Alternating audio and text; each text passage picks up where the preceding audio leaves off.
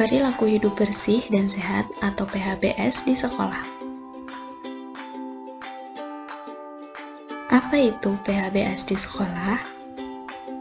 PHBS atau perilaku hidup bersih dan sehat adalah kebiasaan atau perilaku positif yang dilakukan oleh setiap warga sekolah untuk mencegah penyakit, meningkatkan kesehatannya secara aktif, dan menjaga lingkungan sehat di sekolah secara mandiri. Lalu, apa saja PHBS di sekolah itu? Perilaku hidup bersih dan sehat di sekolah ada 8 indikator. 1. Mencuci tangan dengan air bersih yang mengalir dan menggunakan sabun. Kedua, jajan di kantin atau warung sekolah yang sehat. Yang ketiga, membuang sampah pada tempatnya. Yang keempat, mengikuti kegiatan olahraga.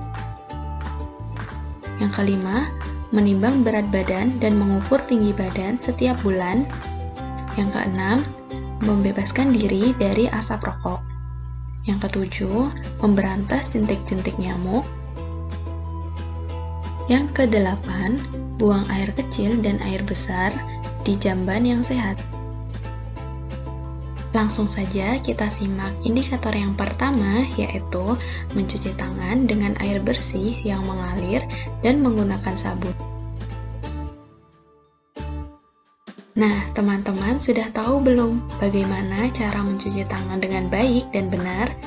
Mari kita simak video berikut ini. Pertama, basahi tangan kita dengan air bersih. Lalu, gunakan sabun secukupnya pada tangan kita. Gosok kedua telapak tangan. Gosok kedua punggung tangan dan sela-sela jari secara bergantian. Gosok telapak tangan dan sela jari. Gosok punggung jari ke telapak tangan dengan posisi jari saling bertautan. Genggam dan basuh ibu jari dengan posisi memutar secara bergantian. Gosok bagian ujung jari ke telapak tangan secara bergantian.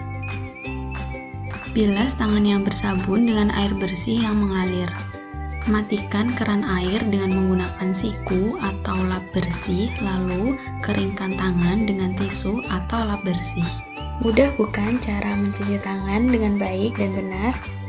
Lalu, kapan sih kita sebaiknya mencuci tangan?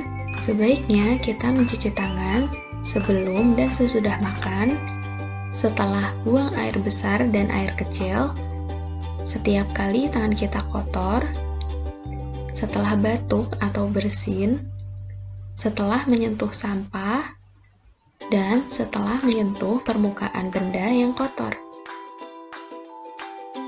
Dengan begitu, tangan kita akan terjaga kebersihannya dan kita terhindar dari berbagai penyakit. Lalu, kita lanjut ke indikator yang kedua, yaitu jajan di kantin atau warung sekolah yang sehat. Kenapa sih kita harus jajan di kantin sekolah?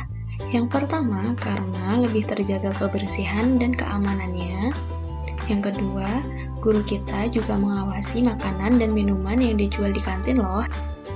Jadi, sebaiknya kita jangan jajan sembarangan ya, karena kurang terjamin kebersihannya dan dikhawatirkan dapat menyebabkan sakit perut, diare, dan juga cacingan.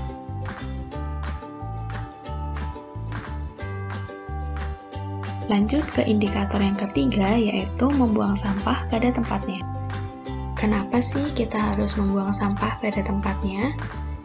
Karena sampah bisa menjadi tempat berkembang biaknya tikus, serangga, kuman, dan juga bakteri yang bisa membahayakan kesehatan kita. Maka, buanglah sampah pada tempatnya ya. Sampah dibagi menjadi 3 jenis loh. Yang pertama, sampah organik, yaitu sampah yang dapat membusuk secara alami, misalnya dedaunan, sisa makanan, sayuran, dan juga buah-buahan. Yang kedua, ada sampah anorganik, yaitu sampah yang tidak dapat membusuk secara alami, misalnya botol plastik, kaleng, dan juga karet. Yang ketiga, sampah berbahaya, misalnya baterai, kaleng bekas obat nyamuk, botol sisa bahan kimia, dan pecahan kaca.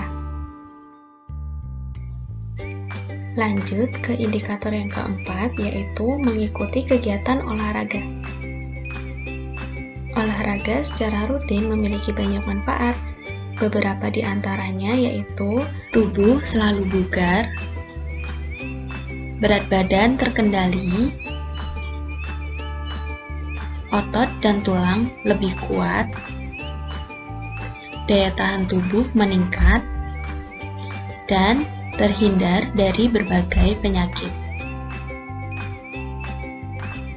Indikator yang kelima yaitu menimbang berat badan dan mengukur tinggi badan setiap bulan.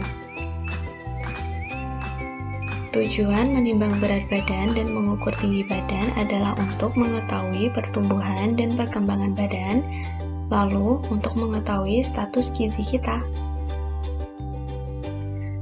Lanjut ke indikator yang keenam, yaitu bebaskan diri dari asap rokok.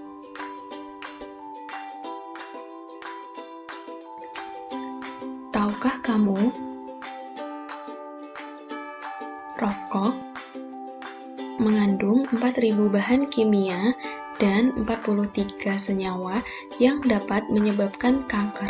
Juga dapat menimbulkan berbagai penyakit, misalnya jantung, paru-paru, kanker, dan penyakit-penyakit lainnya. Oleh karena itu, jangan pernah kita mencoba untuk mendekati rokok.